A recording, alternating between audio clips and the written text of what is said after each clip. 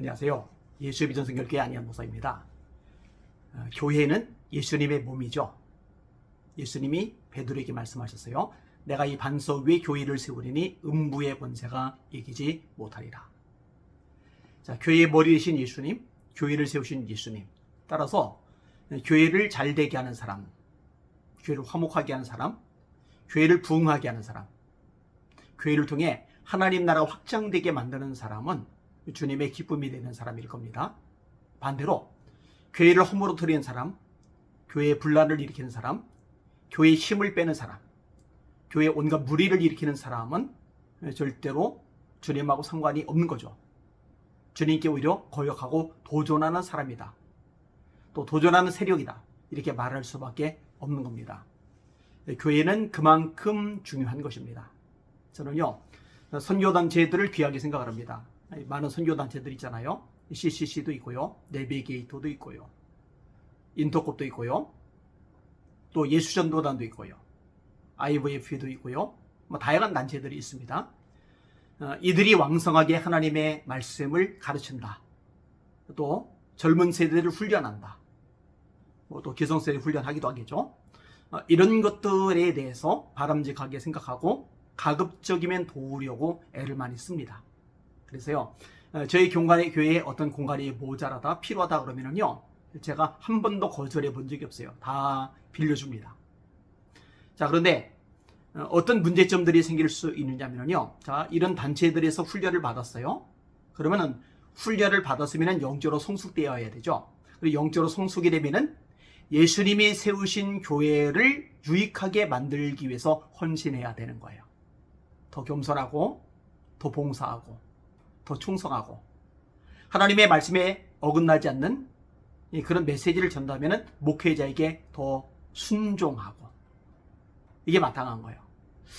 그런데 이상해지는 사람들이 있어요. 무슨 말이냐면은 자신이 훈련받는 단체는 최고이고 교회는 그보다 수준이 떨어지는 것으로 여기는 거예요. 사실 선교단체에 모여든 사람들은 훈련받을 각오를 가지고 모인 사람들이기 때문에 그만큼 헌신도가 있어요.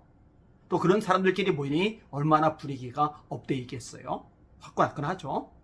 근데 교회는요, 다양한 사람들이 있어요. 아직 구원받아야 될 부도자들도 있고요. 이제 갓 거듭난 영적 어린아이들도 있고요. 또 돌봄과 사랑이 필요한 병든 사람들도 있어요. 그러니까 훈련 받으려고 모였던 사람들만 모인 그런 곳하고는 차이가 있는 거죠. 그럼에도 불구하고 예수님이 세우신 교회란 말이에요. 예수님이 머리가 되신 교회란 말이에요. 이 교회를 소중히 여기고 성계임의 삶을, 충성의 삶을 살아야 되는데 엉뚱한 영적 우월감에 빠지는 거죠. 교만이죠. 굉장히 잘못된 영적 교만이죠. 다행히 저에게서는 외부에서 훈련 받았다고 해서 그것 가지고 교회 분란을 일으키고 이런 사람들은 없어요. 다행이라고 생각이 됩니다. 만약에 그런 사람들이 눈에 띄면은요, 그건 용납하면 안 되죠. 절대로 용납하면 안 되죠. 자, 어떤 선교 단체이든지 간에요, 철저하게 훈련시켜야 됩니다. 거기서 훈련받고 그 훈련받는 사람이 개 교회에 들어가서 영적 질서에 순종하면서 헌신하고 충성하고 기도하고 전도하고 봉사하고 그 다음에 섬김의 삶을 살아가는 것, 이렇게 되어야 그게 바람직한 모습이 되는 것입니다. 제가 박혁 전도자일에서 몇 차례 영상을 찍었어요. 참 문제가 많더라고요.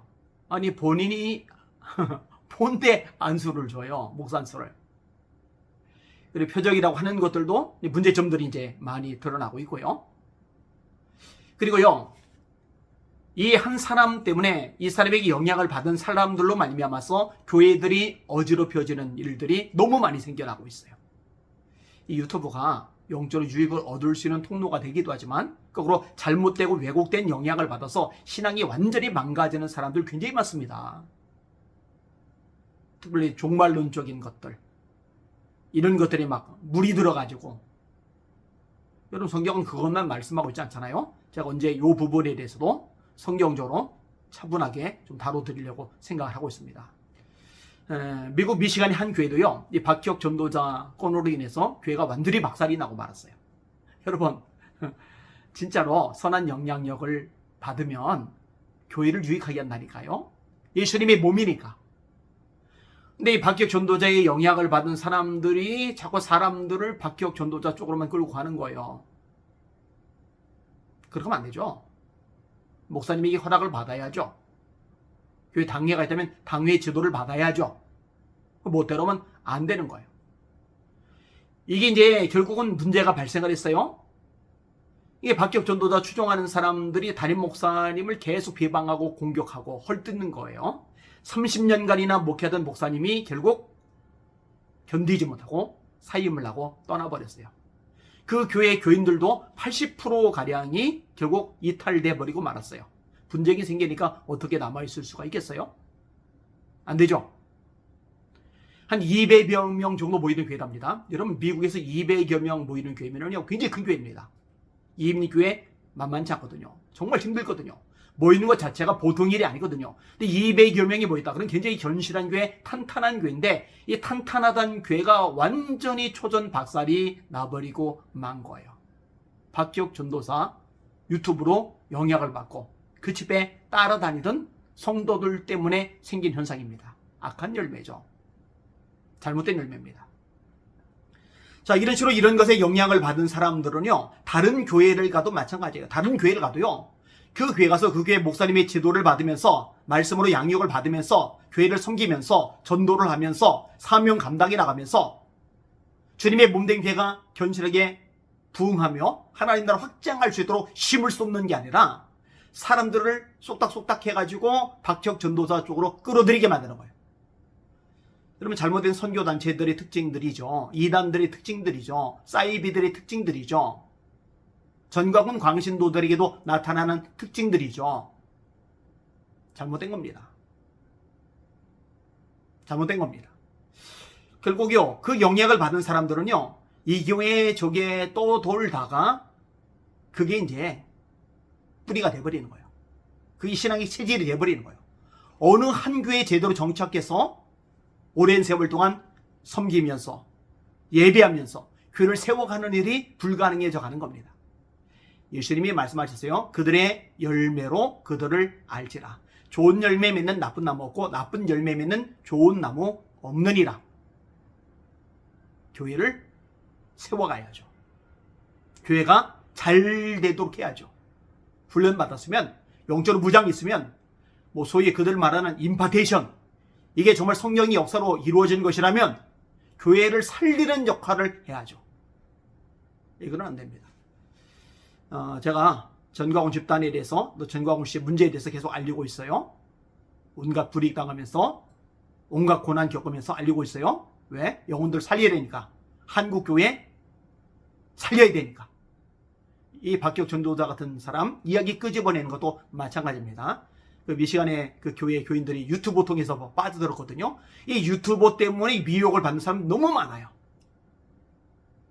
차라리 성경을 넣어보세요. 말씀 묵상하는데 집중하세요. 그게 여러분에게 유익합니다. 사랑하는 한국교회를 하나님이 지켜주시옵소서. 진리 가운데 서게 하여 주시옵소서. 말씀 중심으로 돌아가게 하여 주시옵소서. 이로해서 항상 기도하시는 저와 여러분들 되기를 소망합니다. 날마다 주님 바라보고 주님의 이름으로 전진하며 승리합시다. 할렐루야.